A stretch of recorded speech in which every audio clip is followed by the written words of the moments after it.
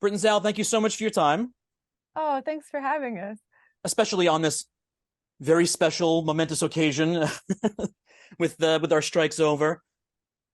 Look, I'm gonna jump right into it Okay. because I'm this is interesting to me for any story, but for something like this, which has so many ins and outs and so many moving parts, what is the genesis for wanting to tell these stories? Is it the emotional, metaphorical core? Is it the twisty, turny plot? Where does this kick off? I think it's the emotional core. I think always plot is something that comes later for us as we're trying to make plot articulate the emotions we'd like to get to. And certainly with this story with Darby Hart, I'm telling the story of a young amateur sleuth. I think we thought it would be really exciting to see a full arc in her journey. I think often in detective stories, they kind of stay a more constant character. Um, and it was exciting to think of what is a roller coaster ride Darby could go on that would require her to evolve as a character in order to be able to solve the mysteries that are happening around her. So yeah, I think it always begins in an emotional place, maybe for us. Is there also though a point when mapping these things out? Because again, you say amateur sleuth, you say detective story, and it's hard. I never want to pigeonhole anything, and I think it's hard to pigeonhole this as well. Are there things that you're specifically trying to do to, of course, evoke those emotions, but also then kind of play against stereotypes of what people expect from that type of material? I think it grows organically from who the character is.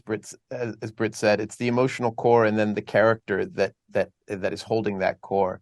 For us, an image that came to us early and was very potent, and that is in the beginning of the second episode, is Darby as a little girl wandering on her father's crime scene, and all her father and his friends are sitting there, talking about the weather or the dead body or whatever, but she's really connecting with the dead body because, in 10 years, she could be that dead body.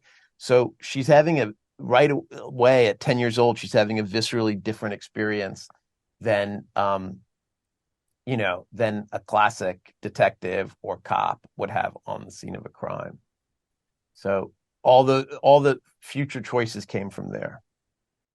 Is there a certain joy in coming up with how you want to introduce your breadcrumbs, your red herrings? And I was going to ask about something very specific, and then right before I jumped in, I realized that the thing I was going to mention, I see how it was a specific red herring that I didn't know, because I'm talking about something very beginning, and then after you get to the end of it, realizing that I shouldn't be talking about that kind of thing.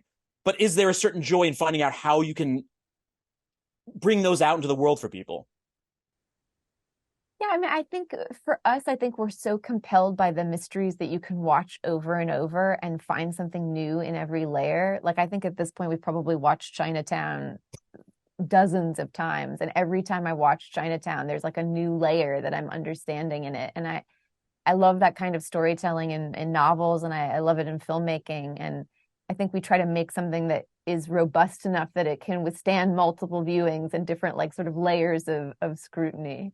But that also in the inverse grows, like it is formed from that. There's something that if you get the right sort of nuclear reactor, right, emotional core, everything grows from that. It happens pretty naturally. You don't have to sort of, if you're doing too much chiropractic adjustments, something's wrong.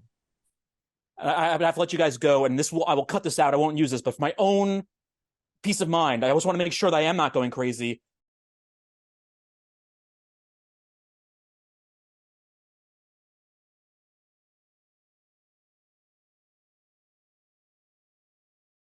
Well, I'm not going crazy, right?